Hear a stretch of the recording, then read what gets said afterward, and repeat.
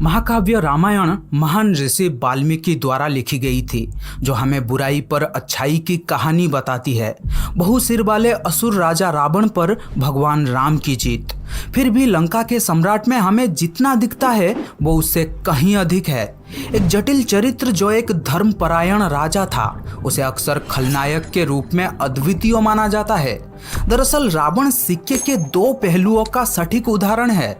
अधिकांश देशों में वो खलनायक के रूप में कलंकित है, जिसने सीता का अपहरण किया और युद्ध शुरू किया। एक क्रूर दमनकारी शासक जिसने अपने ज्ञान और वरदान का दुरुपयोग किया। फिर भी श्रीलंका में रावण की एक अलग राजा की छवि है। उन्हें भगवान शिव का एक भक्त अनुयायी, एक महान विद्वान, एक सक्षम शासक और एक वीणा के उस्ताद के रूप में वर्णित किया गया है, जिसे रावणाहत्ता के रूप में जाना जाता है। कहानी यह है कि रावण भगवान शिव की दर्शन करने और कैलाश पर्वत को लंका ले जाकर अपनी मां को प्रभावित करने गया था। शिव के वाहन नंदी ने रावण को अंदर जाने से मना कर दिया। वो नाराज हो गया और नंदी को चिढ़ाने लगा। बदले में नंदी ने भी नाराज होकर रावण को श्राप दिया कि एक बंदर द्वारा लंका का विनाश किया जाएगा। रावण ने नंदी को शिव के प्रति अपना प्रेम दिखाने के लिए पहाड़ को उखाड़ने और हिलाने का प्रयास किया। जैसे ही उन्होंने पर्वत को ऊपर उठाया, शिव उनके अहंकार से क्रोधित हो गए और उन्होंने रावण को शक्तिशाली पर्वतों के नीचे फंसाते हुए उसे वापस नीचे धकेल दिया। रावण ने अपनी एक भुजा को तोड़कर एक वाद्य यंत्र बना लिया था, जिससे उनकी नसें निकलकर तार बन गई थी। उन्होंने नव आविष्कृत रावणाहत्ता का उपयोग शिव की स्तुति गाने के लिए की, जिससे इतनी सुंदरता का संगीत तैयार हुआ कि शिव रो पड़े और उन्हें क्षमा कर दिया। ऐसा उनके मां के साथ साथ शिव के प्रति विश्वास और सम्मान था। वैसे रावण के पास एक उल्लेखनीय वंशावली थी। उनके दादा ऋषि पुलस्त्य ब्रह्मा के 10 दिमागी पुत्रों में से एक थे और पहले मनवंतर में सप्त ऋषि यानी 7 महान ऋषियों में से एक थे। रावण का जन्म एक महान ऋषि विसर्वा मुनि और उनकी पत्नी दैत्य राजकुमारी कैकेसी से हुआ था। कैकेसी का पिता बदले में राक्षस सुमाली का राजा था। कैकेसी ने पिता के आदेश पर संतों के बीच खोज की और अंत में विसर्वा को चुना।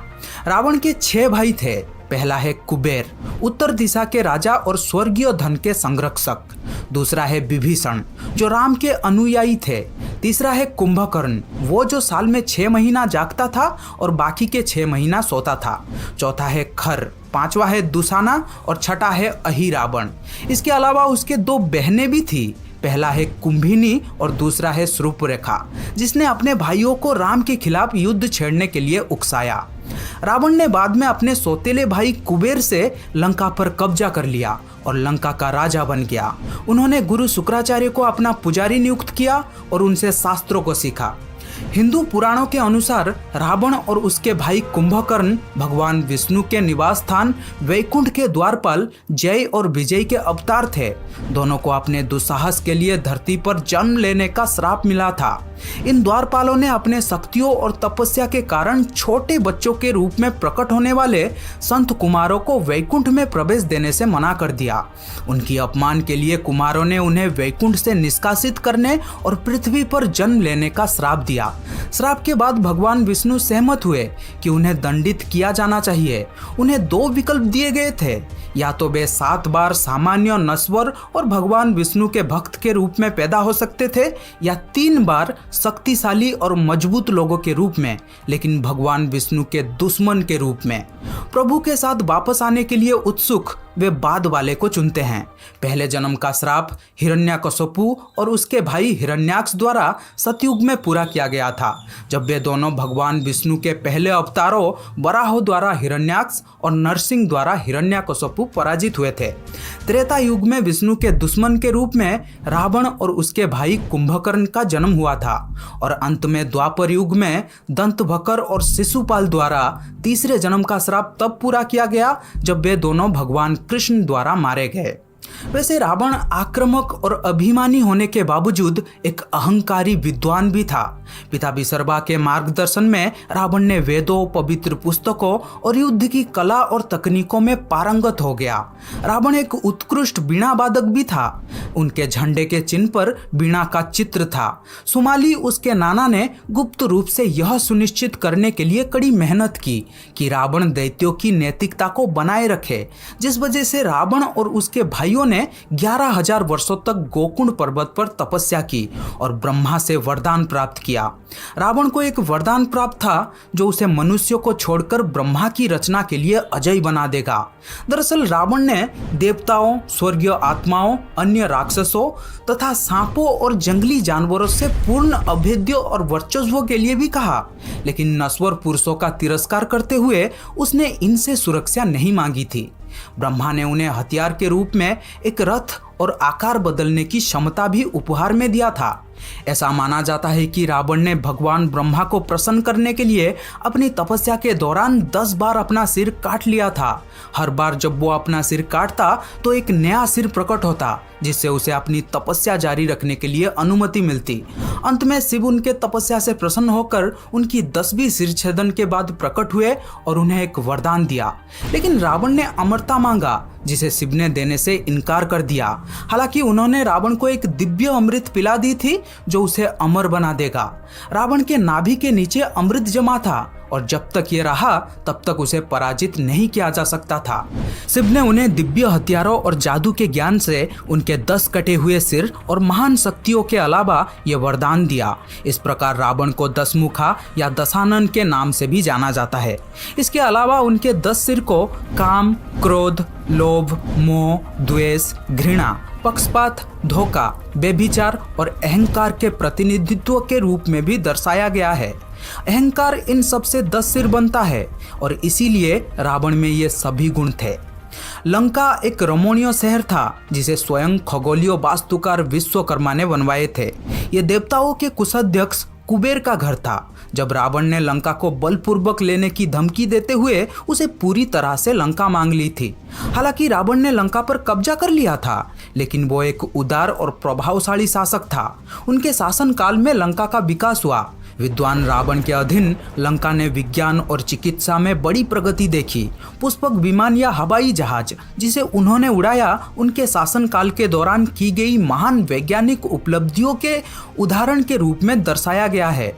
साथ ही रावण एक चिकित्सक के रूप में भी उच्च पद पर आसीन है और आज तक उसके नाम पर आयुर्वेद पर 7 पुस्तक मौजूद है। ऐसा माना जाता है कि उन्होंने हिंदू ज्योतिषों के संकलन रावण संहिता को भी लिखा था। कैलाश पर कब्जा करने के अपने अपरिपाक प्रयास के दौरान वो भगवान शिव का आजीवन शिष्य बन गया। फिर उनकी भक्ति से प्रसन्न होकर शिव ने उन्हें दिव्य तलवार चंद्रहास दिया था। इस घटना के दौरान उन्हें रावण नाम भी प्राप्त हुआ था, जिसका अर्थ है भयानक गर्जनों वाला। कहा जाता है कि रावण के रोने से पृथ्वी कांप उठती थी। जब पहाड़ उसके ऊपर टिका हुआ था, रावण बदले में शिव का आजीवन भक्त बन गया और कहा जाता है कि उसने ही शिव तांडव स्तोत्रम के रूप में जाना जाने वाला भजन की रचना भी की थी। शिव ने अपने तलवार चंद्रहास को ये चेतावनी देते हुए दी थी कि यदि इसका उपयोग अन्यायपूर्ण कार्यों के लिए किया गया तो ये 3 आंखों वाले के पास वापस आ जाएगा और रावण के दिन गिने जाएंगे। वैसे रावण की 2 पत्नियां थी। उनकी 2 पत्नियों से उनके 7 बेटे थे। उनकी पहली पत्नी का नाम था मंदोदरी और दूसरी पत्नी का नाम था धन्यमालिनी। मंदोदरी असुरों के राजा मायासुर और दिव्य अप्सरा हेमा की बेटी थी। लेकिन एक विचारधारा है जो रावण को एक व्यभिचारी के रूप में भी चित्रित करता है। देवों के गुरु बृहस्पति के पुत्र ब्रह्म ऋषि कुशध्वज की पुत्री वेदवती का उल्लेख मिलता है। अपने जीवन जप और पवित्र वेदों का अध्ययन करने के बाद उन्होंने अपनी बेटी का नाम वेदवती रखा। ये वेदों का अवतार जो उनके भक्ति और तपस्या के फल के रूप में पैदा हुई थी। अपने जन्म के कुछ ही समय बाद ही वेदवती को वेदों का ज्ञान हो गया था। वेदवती बहुत ही सुंदर कन्या थी जो कि भगवान विष्णु की बहुत बड़ी भक्त थी। लेकिन एक दिन लंका का राजा तथा राक्षस जाति के रावण ने वेदवती को ध्यान में बैठी हुई पाते हैं और उनकी अविश्वसनीय सुंदरता से मोहित हो जाते हैं। वे उसके सामने शादी का प्रस्ताव रखते हैं जिसे अस्वीकार कर दिया जाता है। रावण उनकी तपस्या और विष्णु के प्रति समर्पण का उपहास करता है।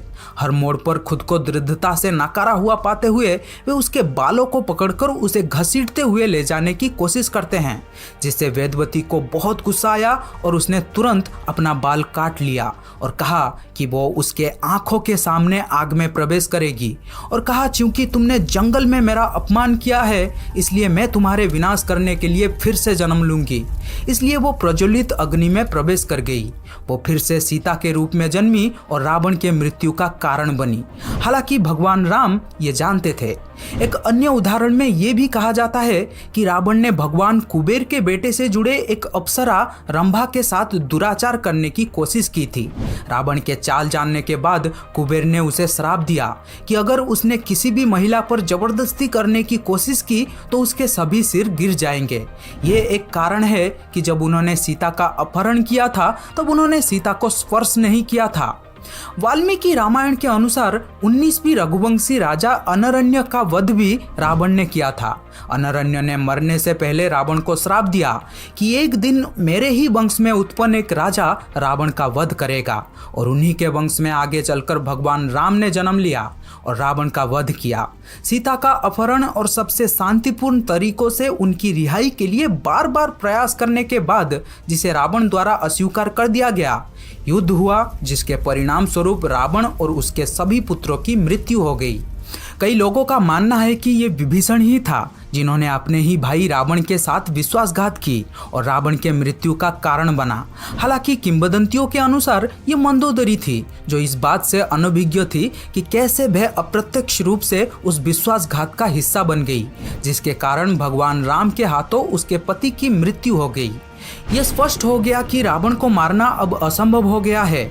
इसलिए विभीषण ने रावण के नाभि के बारे में रहस्य प्रकट किया, जहां एक वरदान के कारण उनके आत्मा को छुपा कर रखा गया था। उन्होंने भगवान राम को यह भी बताया कि कोई भी नश्वर हथियार कभी भी रावण के आत्मा को काट नहीं सकता। केवल एक जादुई तीर था जो मंदोदरी के सुरक्षा में रखा गया था। भगवान राम की आज्ञा पर हनुमान एक ब्राह्मण संत के वेश में युद्ध के बीच में वापस रावण के महल में उड़ जाते हैं। वे चुपके से मंदोदरी के कमरे में प्रवेश करते हैं और उसे उस स्थान का पता लगाने के लिए प्रवृत्त करते हैं जहां उसने जादुई धनुष छुपाया था। जैसे ही वे उसे पाकर उड़ने ही वाले थे, मंदोदरी को समझ में आ गया कि कैसे उसे पति के मृत्यु का हथियार का खुलासा कराने के लिए भृगलाया गया है। और रावण के निर्जीव शरीर को देखने के बाद उसने हनुमान को ये कहते हुए श्राप दिया कि जिसके लिए तुमने मुझे धोखा दिया है वो एक दिन तुमसे दूर हो जाएगा। आज मुझे जिस तरह गम में रहना पड़ रहा है तुम भी सदा के लिए दुख में जियोगे। वैसे भगवान राम रावण के बुद्धि और ज्ञान से बहुत प्रभावित थे। यही कारण है कि उसे हराने के बाद उन्होंने रावण की प्रशंसा की और मरने वाले रावण की आशीर्वाद लेने के लिए अपने भाई लक्ष्मण को नियुक्त किया। भगवान राम ने अपने भाई लक्ष्मण को उनके पास जाने और दुनिया के बारे में कुछ जानने के लिए कहा, जो कि रावण जैसा विद्वान ब्राह्मण को छोड़कर कोई अन्य व्यक्ति उन्हें कभी नहीं सिखा सकता था। लक्ष्मण ने अपने भाई का आदेश पालन किया और मरने वाले रावण के सिर के पास खड़े हो गए, लेकिन रावण ने कुछ नहीं कहा और लक्ष्मण राम के पास लौट आए। राम ने तब लक्ष्मण से कहा कि जब भी कोई किसी व्यक्ति से कुछ सीखना चाहता है तो आपको उनके सिर के पास नहीं बल्कि उनके पैरों के पास खड़ा रहना चाहिए। लक्ष्मण फिर से रावण के पास गए और इस बार वे उनके पैरों के पास खड़े हो गए। लक्ष्मण को अपने पैरों के पास खड़े देखकर रावण ने उसे 3 मुख्य रहस्य बताए जो किसी का भी जीवन सफल बना सकता है। रावण ने लक्ष्मण को जो पहली बात बताई वो ये थी कि किसी भी शुभ कार्यों को जल्द से जल्द कर लेना चाहिए और अशुभ कार्यों को जितना हो सके टालते रहना चाहिए। उन्होंने सुबह से शीघ्रम कहकर इस शिक्षा का समर्थन किया। उन्होंने लक्ष्मण से कहा कि वे राम को पहचान नहीं पाए और इसलिए शरण में आने में देर की, इसलिए उसकी ये दशा है। दूसरी बात जो उन्होंने लक्ष्मण को सिखाई वो ये थी कि अपने दुश्मन को कभी भी कम मत आंको। उन्होंने कहा कि उन्होंने बंदरों और भालुओं को कम या अक्षम समझने की गलती की और उनके खिलाफ लड़ाई हार गया। जब उन्होंने भगवान ब्रह्मा से उन्हें अमर बनाने के लिए कहा तो उन्होंने कहा कि बंदरों और मनुष्यों के अलावा कोई भी उन्हें मार नहीं सकता। ऐसा इसलिए क्योंकि उसे विश्वास था कि ये दोनों जीव उसे नहीं मार सकते।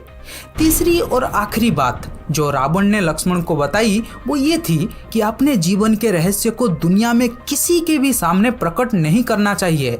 यहाँ भी रावण ने गलती की क्योंकि विभीषण को उसके मृत्यु का रहस्य पता था। रावण जानता था कि ये उसके जीवन की सबसे बड़ी